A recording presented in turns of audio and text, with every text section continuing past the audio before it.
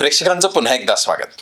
लोकसभेमध्ये लोकसभा अध्यक्ष ओम बिर्ला यांच्या विरोधातील अविश्वास प्रस्ताव हा बारगडला असला तरी यातून एक महत्वपूर्ण संदेश मात्र देशासमोर उभा राहिला.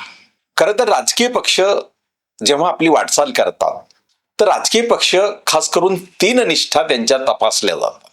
कोणताही पक्ष आपल्या कोणताही राजकीय व्यक्ती त्याचा सदस्य आपली तत्वनिष्ठा, पक्षनिष्ठा आणि जननिष्ठा यापैकी त्याला एक निवड करायची असते. आता ही निवड प्राधान्यक्रमाने जर आपण ठरवली तर लोकनिष्ठा किंवा जननिष्ठा ही सर्वोच्च असली पाहिजे.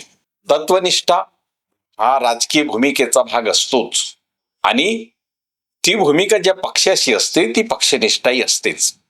पण आता हा अविश्वास प्रस्ताव जेव्हा विरोधी पक्षाने दाखल केला तेव्हा विरोधी पक्षाच्या ज्या इंडिया आघाडी जी 2024च्या लोकसभा निवडणुकीमध्ये आपल्याला दिसली ती एका बाजूला आणि दुसऱ्या बाजूला एनडीए आघाडी जी भारतीय जनता पक्षाच्या नेतृत्वात आहे. आता हा जो अविश्वास प्रस्ताव होता हा अविश्वास प्रस्ताव विरोधी पक्षांनी दाखल करण्याचं कारण होतं त्यांचे जे आक्षेप होते ते आक्षेप आपल्या सगळ्यांना माहित आहे की विरोधी पक्ष नेत्यांना बोलू दिलं जात नाही, बोलण्यासाठी कमी वेळ दिला जातो किंवा त्यांचं जे बोलणं आहे ते संसदीय कामकाजातून बाहेर काढलं जातं, त्याला वगळलं जातं. आणि ही जी भूमिका मांडण्यात आली ही भूमिका जेव्हा सभागृहाच्या अंतर्गत चर्चा झाली सत्ताधारी आणि विरोधी पक्षांच्या सदस्यांमध्ये तर ही चर्चा करताना विरोधी पक्षाच्या सदस्यांनी मग ते काँग्रेसचे असतील किंवा त्या इंडिया आघाडीतील सर्व तृणमूल काँग्रेस असेल, समाजवादी पक्ष असेल, या सगळ्याच पक्षांनी, राजद असेल, राष्ट्रीय जनता दल असेल, हे जे सगळेच पक्ष या सगळ्या पक्षांनी आपल्या प्रस्तावाच्या समर्थनात म्हणजे अविश्वास प्रस्तावाच्या समर्थनात बोलताना ओम बिर्ला हे व्यक्ती म्हणून चांगले आहेत असं बिंबवण्याचा प्रयत्न केला, सांगण्याचा प्रयत्न केला. याला अपवाद होते ते राजाराम सिंग जे बिहारमधून निवडून आलेले कम्युनिस्ट पक्षाचे, त्यांनी ओम बिर्ला हे नवीन सदस्यांना आणि छोट्या पक्षांना संधी देत नाही असा थेट आरोप करणारे, परंतु ज्यांनी या अविश्वास प्रस्तावाचं समर्थन केलं, अविश्वास प्रस्तावाच्या बाजूने मतदान केलं, त्यांनी हे म्हटलं की ओम बिर्ला यांच्यामध्ये बायस आहे. पण ही चर्चा सुरू असताना बहुतेक सदस्यांनी असं सांगितलं की ओम बिर्ला त्यांची भूमिका समजून घेतात. असं असलं तरी हा प्रस्ताव प्रामुख्यानं ओम बिर्ला यांच्या विरोधात नव्हता असं मानलं जातं. याचं कारण ओम बिर्ला अध्यक्ष म्हणून विरोधी पक्ष जेव्हा आपली भूमिका मांडतात तेव्हा ती भूमिका जर सरकार किंवा सरकारच्या मित्र व्यक्तींना किंवा सरकारच्या मध्ये असलेल्या व्यक्तींचे वैयक्तिक मित्र असणाऱ्या घटकांच्या संदर्भात जर असतील तर निश्चितपणे लोकसभा अध्यक्ष विरोधी पक्षांना मज्जाव करतात असा खास करून आरोप विरोधी पक्षांनी केला. अर्थात लोकसभा अध्यक्ष म्हणून ओम बिर्ला यांची प्रतिमा म्हणजे जेव्हा विरोधी पक्षाकडे पाहतात, आता तर आपण आधुनिक माध्यमांमधून हे सगळं पाहतो आणि सत्ताधारी पक्षांकडे पाहतात तेव्हा त्यांच्या चेहऱ्यावरचे हावभाव हे कॅमेरा टिपत असतो आणि ते अनेक प्रसार माध्यमांमध्ये त्या प्रतिमा एका बाजूला राग असणारा चेहरा आणि दुसऱ्या बाजूला स्मित हास्य असणारा चेहरा हे बरंच काही सांगून जातो. अर्थात यावर आपण काही त्यांच्या व्यक्तिगत बाबींवर आपल्याला बोलायचं नाहीये, परंतु हा जो अविश्वास प्रस्ताव होता हा अविश्वास प्रस्ताव जेव्हा सभागृहामध्ये आला तर असं सत्ताधारी पक्षांनाही असं वाटलं असेल की काँग्रेसच्या विरोधात सत्ताधारी पक्षाने खास करून काँग्रेस आणि प्रतिपक्ष नेता ज्यांना म्हटलं जातं विरोधी पक्षनेता राहुल गांधी यांच्या विरोधात जाणीवपूर्वक सत्ताधारी पक्षांनी वारंवार आपल्या भूमिका मांडताना एक प्रकारे त्यावर जोर दिला. आणि आपण पाहिलं की सभागृहामध्ये संसदीय कामकाज मंत्री असतील किरण रिजिजू आणि रविशंकर प्रसाद यांनी विरोधी पक्षनेत्याच्या संदर्भात जशी भाष्य केली ती पुन्हा या चर्चेमध्ये सामील होताना देखील ती कशी एक प्रकारे विरोधी पक्षनेत्याच्या संदर्भामध्ये बोलत असताना भूमिकेपेक्षा व्यक्तिगत चारित्र्य हननाच्या संदर्भातच ती अधिक होती. असं असलं तरी सत्ताधारी पक्षाने जी एक अंदाजित असलेली बाब आपल्या मनामध्ये जी ठेवलेली होती की विरोधी पक्षनेता आणि काँग्रेस यांच्या विरोधात सातत्यानं भूमिका मांडून आणि इतर जे छोटे पक्ष जे विरोधी पक्ष आहेत त्यांना आपण विश्वासात घेतलं तर कदाचित या विरोधी पक्षांच्या संख्याबळामध्ये निश्चितपणे आपण फूट पाडायला यशस्वी ठरू.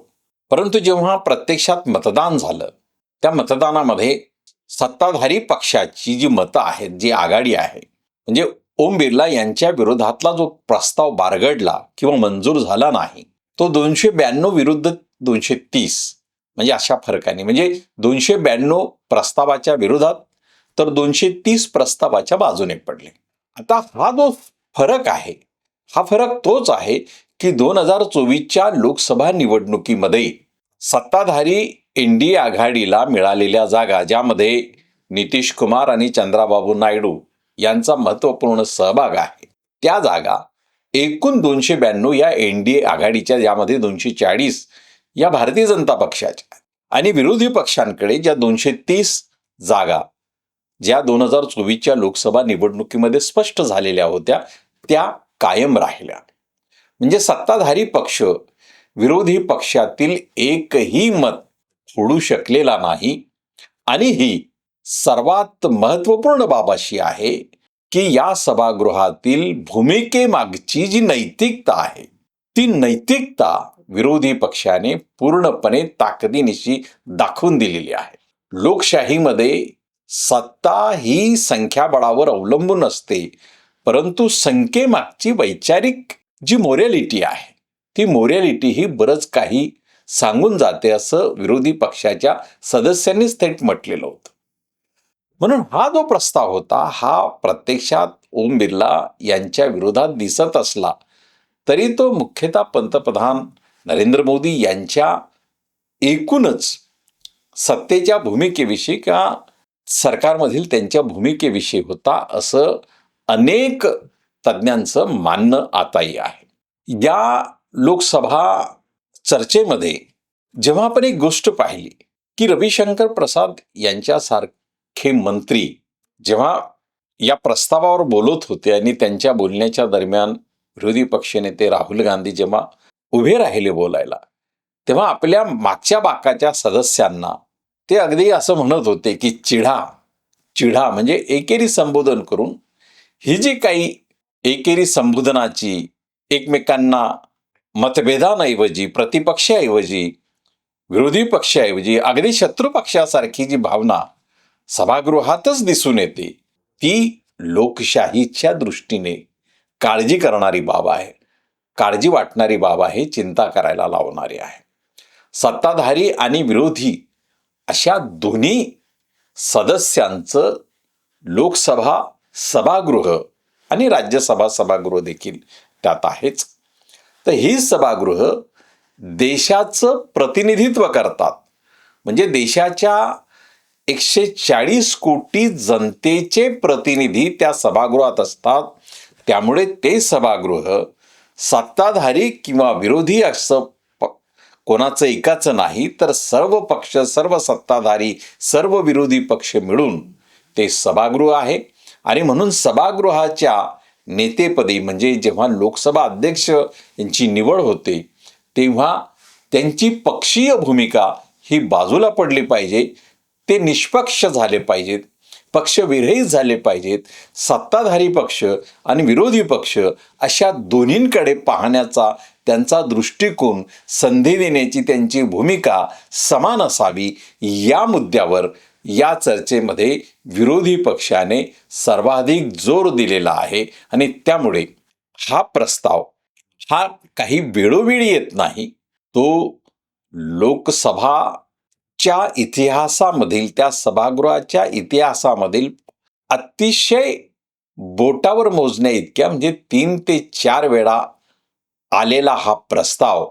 म्हणजे या 12 वर्षाच्या काळामध्ये जेव्हा तो आला हा प्रस्ताव यावेळी तेव्हा विरोधी पक्षांनी देखील असं ठामपणे निर्णय घेतला की आपल्याला हा प्रस्ताव मांडलाच पाहिजे, कारण विरोधी पक्षाच्या सदस्यांची गडचेपी होते आहे अशी त्यांची भावना झाली आणि सर्व विरोधी पक्षांनी एकमताने हा ठराव मंजूर केला, ज्यावर प्रस्तावावर 118 सदस्यांच्या सह्या होत्या.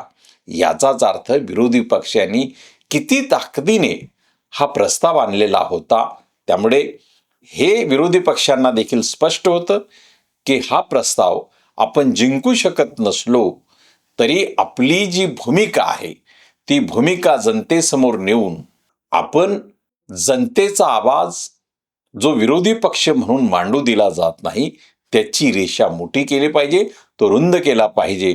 काही दिवसांपूर्वी विरोधी पक्षनेते म्हणत होते की प्रश्न मांडण्याची मुभा सभागृहात दिली जात नाही, कारण यापूर्वी आपल्याला माहीत आहे की ज्या 141 सदस्यांचं एका दिवसात निलंबन झालं होतं, तो या देशाच्या राजकीय इतिहासातील आणि लोकसभा किंवा लोकशाही सभागृहातील कोणत्याही सभागृहाच्या इतिहासात अतिशय दुर्मिळ आणि एकमेव, ज्याला रेअरमधला रेअर घटनाक्रम म्हटला जाईल, अशा प्रकारे तो होता.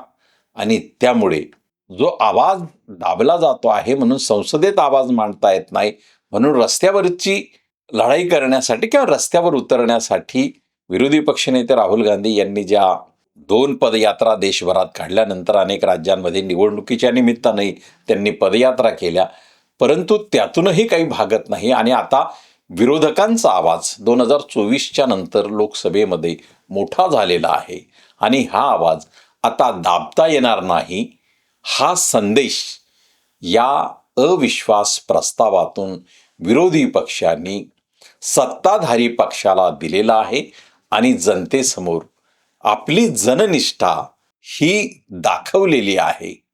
कोणत्याही राजकीय नेत्याला किंवा या सभागृहातील सदस्याला आपल्या विचारांच्या अनुषंगानं वाटचाल करत असतानाही जननिष्ठा दाखवणं हे सर्वात महत्त्वाचं आहे. आणि त्यामुळे हा प्रस्ताव बारगडला असला तरी विरोधी पक्षांनी जननिष्ठा ज्या दाखवलेल्या आहेत त्या अजोड आहेत आणि कदाचित हा प्रस्ताव जिंकूनही सत्ताधारी पक्ष जननिष्ठांसोबत हारलेला आहे का, हाच प्रश्न सोडून गेलेला आहे. त्यामुळे हा अविश्वास प्रस्ताव मंजूर झाला असला तरी त्याने देशासमोर एक प्रश्न निश्चितपणे उभा केलेला आहे. हा व्हिडिओ आपल्याला आवडला तर शेअर करा, लाईक करा आणि आमचं चॅनल देखील सबस्क्राईब करा. धन्यवाद.